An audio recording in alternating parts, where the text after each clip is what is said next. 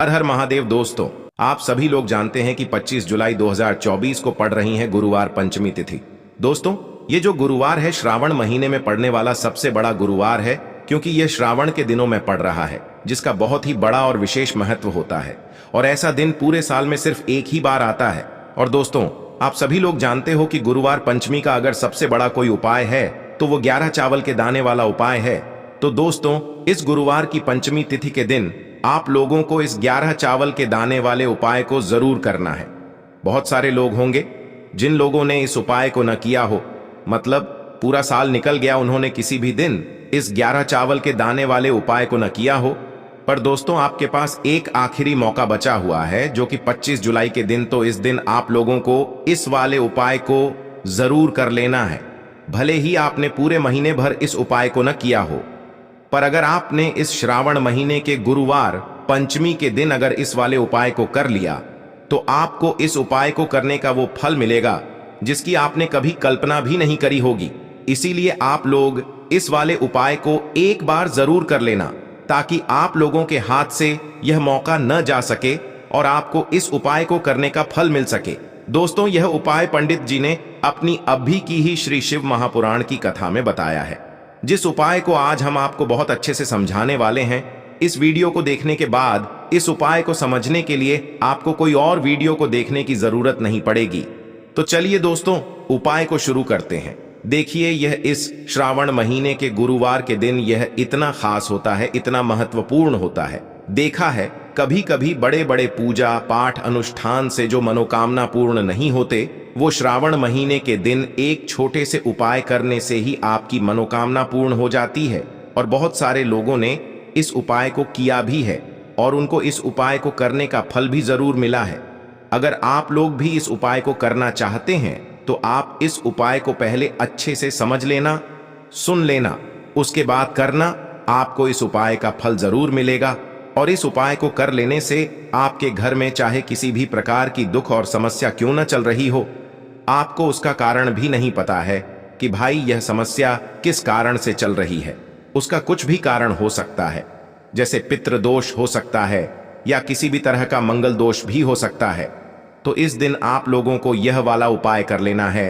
यह एक ऐसा उपाय है जिस उपाय को अगर किसी विशेष दिन पर किया जाए तो भाई उस विशेष दिन का जो है वह तो हमें मिलता ही मिलता है, पर हमने उस दिन पर इस उपाय को किया है तो हमें उससे भी बड़ा फल मिलता है।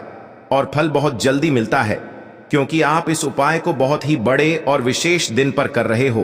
तो चलिए अब उपाय के बारे में बात करते हैं। लेकिन उससे पहले आप लोगों को यह जानना आवश्यक है कि आखिर यह उपाय किस समय करना है, किसको करना है और कैसे करना है।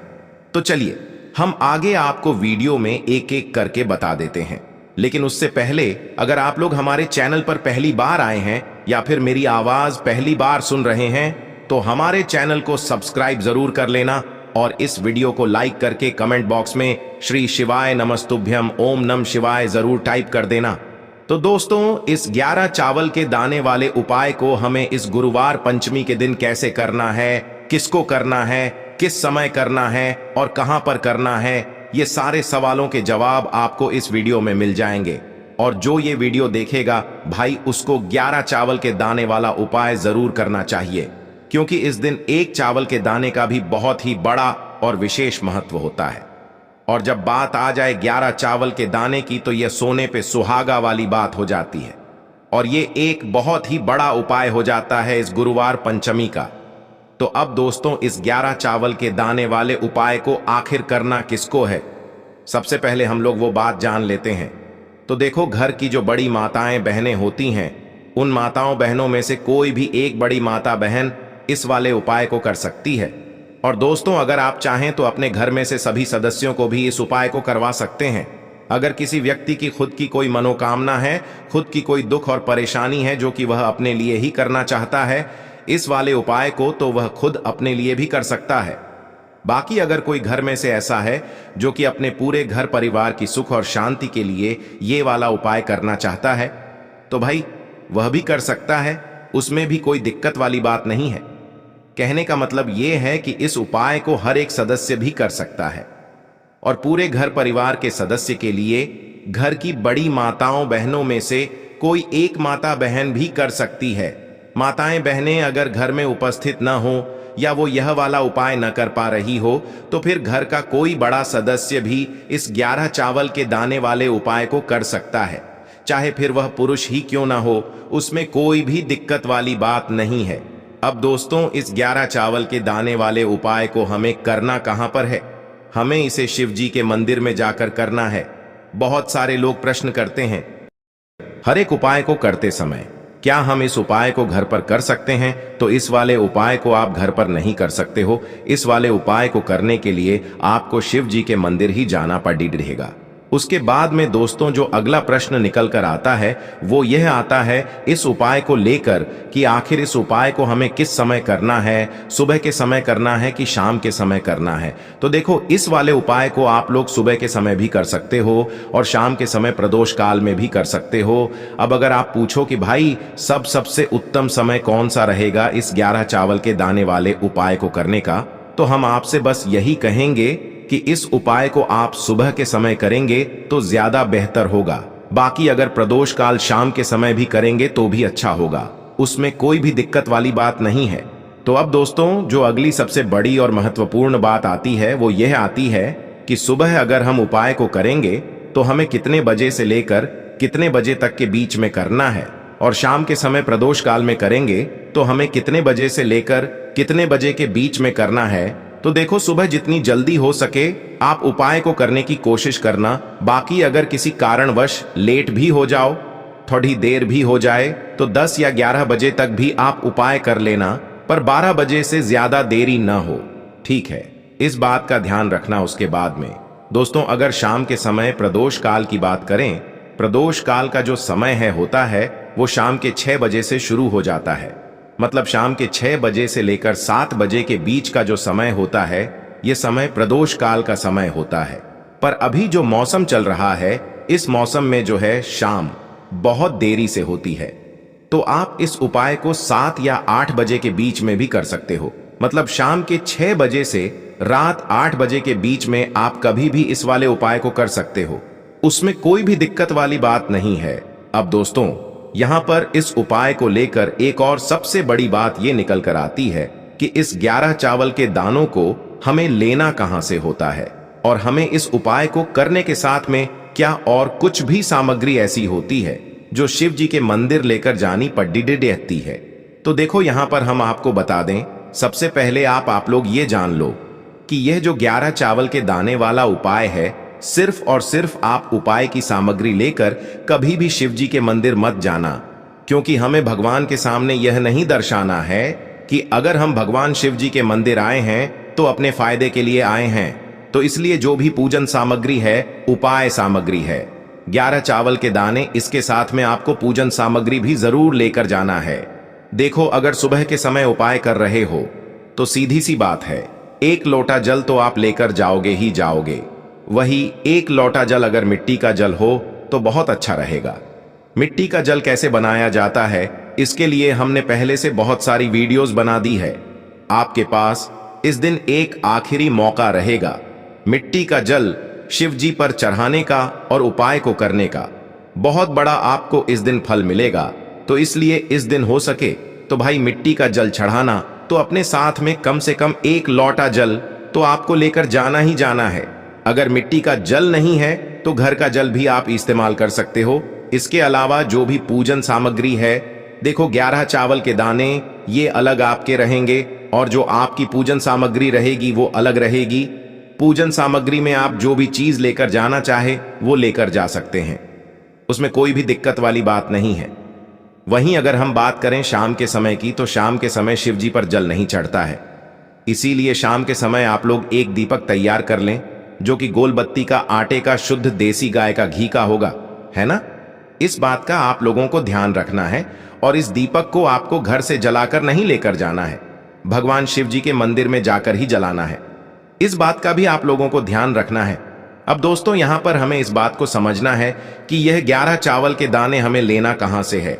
क्या हमें दुकान से लेकर आना है, या हमें अपने घर से लेना है, या कहां से लेकर आना है, और कौन से चावल लेना है? क्योंकि चावल भी बहुत प्रकार के होते हैं। तो देखो, इन सभी सवालों के जवाब आप लोग एक बात में सुन लो कि भाई ये जो उपाय है, इस उपाय में आपको ये नहीं देखना है कि भाई कौन से चावल है, कौन से चावल नहीं है। बस जो भी चावल ले रहे हो वो चावल का दाना सबूत होना चाहिए, मतलब साबुत होना चाहिए, टूटा हुआ नहीं होना चाहिए, कटा पिटा नहीं होना चाहिए। ये बात आपको ध्यान रखना है। बाकी आपका चावल बासमती हो या सादा चावल हो या कोई सा भी चावल हो, उसमें कोई भी दिक्कत वाली बात नहीं है।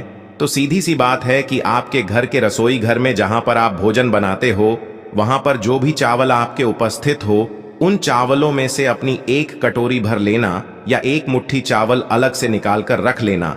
क्योंकि हम 11 चावल ही यहाँ पर इस उपाय में लेने वाले हैं, तो हमें यह चावल के दाने गिनकर निकालने पर डढ़ेंगे। इस बात का आप लोगों को ध्यान रखना है।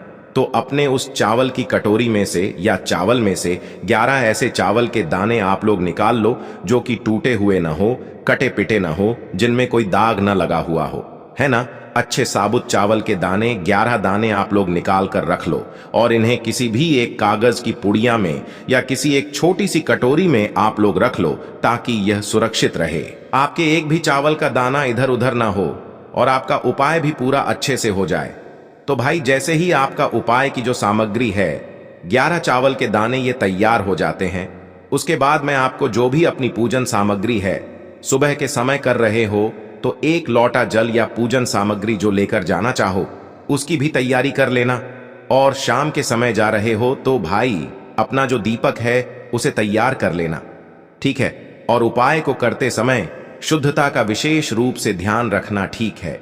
सुबह सुबह स्नान करने के बाद ही उपाय को करने की आप लोग तैयारी करना।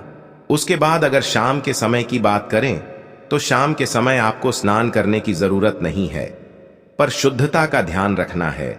आपको स्नान तो नहीं करेंगे, आप हाथ मुंह धोकर भी इस वाले उपाय को शाम के समय प्रदोष काल में कर सकते हैं। इसमें कोई दिक्कत वाली बात नहीं है। तो आप अपने उपाय की पूरी सामग्री तैयार करके आपके पास ही में जो आपका शिव मंदिर हो वहां पर पहुंच जाइए। सबसे पहले शिव मंदिर में जाकर आप लोगों को उपाय नहीं करना है, पहले भगवान के दर्शन करना है, भगवान से आशीर्वाद प्राप्त करना है, फिर शिव जी की शिवलिंग के पास में आना है। शिवलिंग के पास में आने के बाद आप जो पूजन सामग्री लेकर आए हुए हैं, जैसे कि सुबह गए हुए होंगे तो एक लोटा जल और जो भी पूजन सामग्री लेकर आए हैं, आप उनसे भगवान शिव जी की पूजन कीजिए। सबसे पहले तो एक लोटा जल ही चढ़ेगा, उसके बाद में आपकी पूजन सामग्री चढ़ेगी। उसके बाद में अगर दोस्तों शाम के समय अगर आप इस उपाय को कर रहे हो तो अपने साथ में कम से कम एक जो दीपक है गोल बाती का जो आप अपने साथ में लेकर गए हो, उस दीपक को मंदिर में जाकर अपनी माचिस से जलाना है और उस दीपक को शिवलिंग के पास में रखना है, ठीक है। इस दीपक को रखने के बाद ही आप लोगों को अपना ये वाला उपाय शुरू करना है। और दीपक को ज्यादा पास में मत रखना, वैसे भी गर्मी पड़ रही है, भगवान शिव जी को आंच नहीं लगनी चाहिए, है ना। तो भाई जैसे ही आपकी पूजा अर्चना हो जाती है, आप भगवान शिव जी को प्रसन्न कर लेते हैं। उसके बाद में शिवलिंग के पास ही में आप कहीं पर बैठ जाइए, सामने या आसपास जिस जगह पर आपको बैठना हो वहां पर बैठ जाइए और अपने वह 11 चावल के दाने अपने सामने निकाल कर रख लीजिए। क्योंकि अब यहाँ पर उपाय को यहाँ पर करने की आपको तैयारी करना है। और इस तरीके से जब आप उपाय करेंगे, पूजन सामग्री करने के बाद, पूजन अर्चना करने के बाद, तो आपको उपाय का फल बहुत जल्दी और बहुत बढ़ा होकर मिलेगा। तो अपने 11 चावल के दाने अपने सामने निकाल कर रख लेना। और यह जो उपाय है यह आपकी सीधे हाथ की हथेली से होगा, इसलिए इस बात का भी विशेष रूप से ध्यान रखना है। तो सीधे हाथ की हथेली का प्रयोग करके ही आप लोग अपना इस वाले उपाय को करना। पर अपने सामने जो भी आपकी कागज की पुड्डियां है उसको खोल कर रख लो, या कटोरी है तो भाई उसे अपने सामने रख लो और अपने वह 11 चावल के दाने निकाल लो, ठीक है। उसके बाद में दोस्तों अब आपको क्या करना है कि शिवलिंग आपके सामने होगी, तो आपने वह 11 चावल के दाने एक एक करके आपको शिव जी के शिवलिंग के ऊपर चढ़ाना है। कहां पर चढ़ाना है? शिवलिंग के ऊपर चढ़ाना है और कहीं पर भी नहीं चढ़ाना है।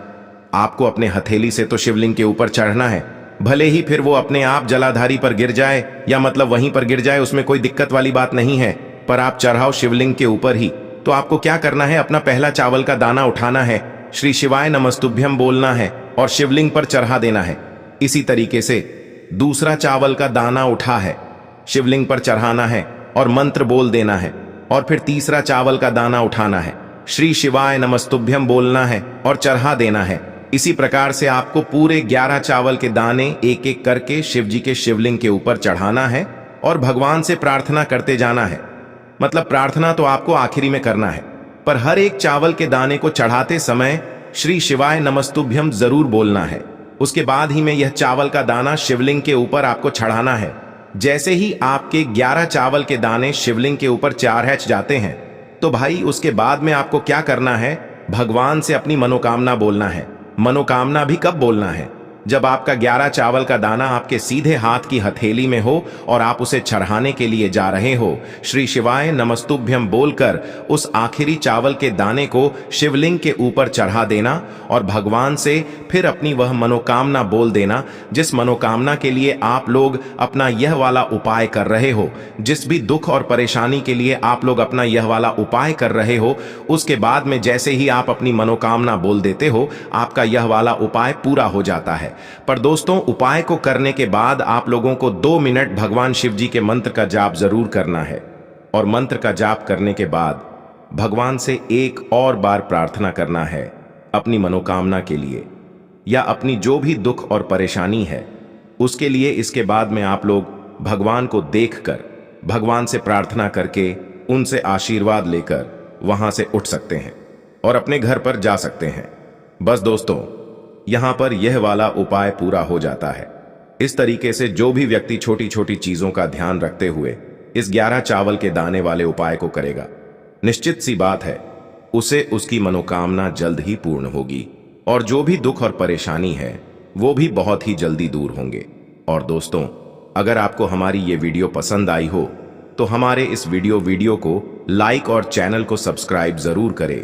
हर हर महादेव, ओम नमः शिवाय।